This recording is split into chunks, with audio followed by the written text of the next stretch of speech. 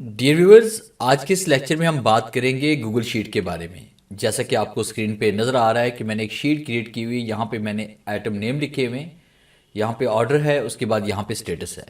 जो order complete हो रहा है, जैसे हम उस पर क्लिक कर रहे हैं तो ऑटोमेटिकली वो कंप्लीट लिखा आ रहा है और उसके बाद वहाँ पे रेड कलर भी आपको शो हो रहा है और टेक्स्ट का कलर वाइट हो रहा है।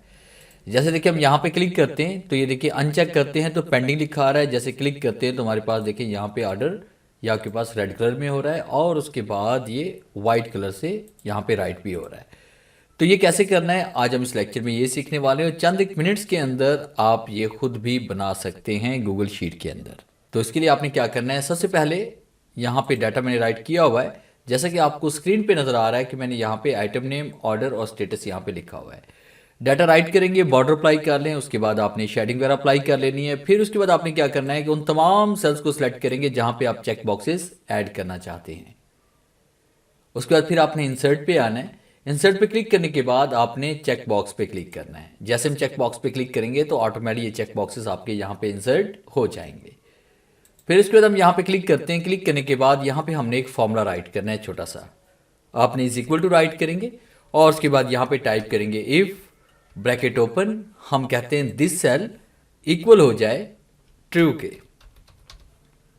तो फिर वो क्या करे, कॉमा, इन्वर्ट कॉमा, फिर वो प्रिंट कर दे यहाँ पे कंप्लीट, यानी वो कंप्लीट को यहाँ पे ऐड कर ले।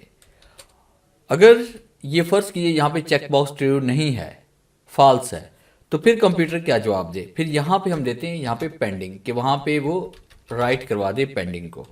इन्वाइट कॉमा क्लोज और उसके बाद ब्रैकेट क्लोज। जैसे एंटर प्रेस करते हैं तो ये देखिए यहाँ पे पेंडिंग आ रहा है और जैसे यहाँ पे क्लिक करते हैं तो ये कंप्लीट हो रहा है, पेंडिंग और कंप्लीट।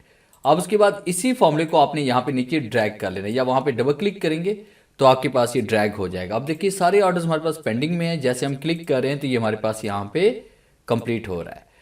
और फिर उसके बाद हम चाहते हैं कि जैसे ही हम यहाँ पे चेक बॉक्स पे क्लिक करें और यहाँ पे चेक का साइन आ जाए और आगे कंप्लीट लिखा आ जाए तो उसका कलर भी चेंज हो जाए। तो आपने तमाम डाटा को आपने सेलेक्ट करना है। सेलेक्ट करने के बाद फिर आपने फॉर्मेट पे आना है और फॉर्मेट पे क्लिक करने के बाद कंडीशनल फॉर्मेटिंग पे आपने क्लिक करना है। कंडीशनल फॉर्मेट पे क्लिक करने के बाद आपने यहाँ पे फॉर्मेट सेल इफ पे आप क्लिक करेंगे और टेक्स्ट कंटेंट पे आप क्लिक करेंगे। फिर उसके बाद आपने यहाँ पे वो टेक्स्ट राइट करना है जिस टेक्स्ट को आप हाईलाइट करना चाहते हैं।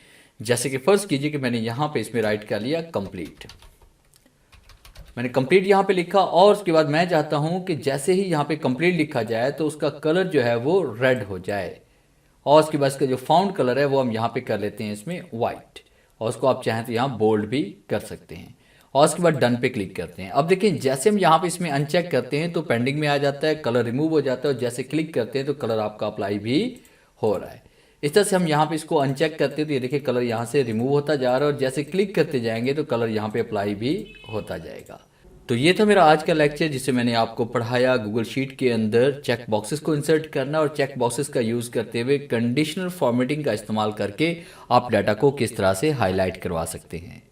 उम्मीद है आज के इस लेक्चर में ज़रूर कुछ नया सीखने को मिला होगा। वीडियो अच्छी लगी है तो इसे लाइक कीजिए और अपने दोस्तों के साथ शेयर कीजिए। मिलते हैं हम नेक्स्ट लेक्चर में, तब तक के लिए गुड बाय।